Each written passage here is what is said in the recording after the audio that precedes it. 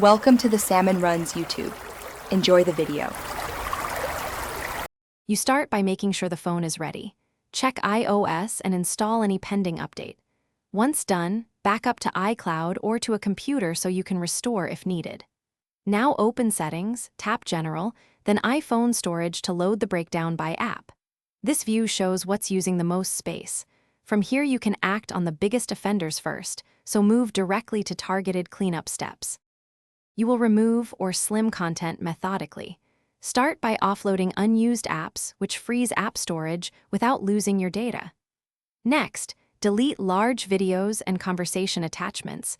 Messages and WhatsApp often hold gigabytes. Make sure Photos has optimized iPhone storage enabled so full-res originals stay in iCloud instead of your device. Also review each app's storage usage in that same settings screen and clear caches, or reinstall. You finish by restarting the iPhone to let the system reindex storage numbers, then return to iPhone storage to confirm free space.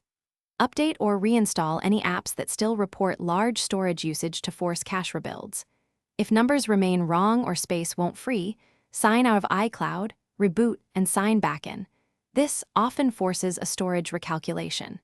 If that fails, restore from the backup you created earlier to resolve persistent inconsistencies. Thanks for watching. Consider subscribing if we helped you.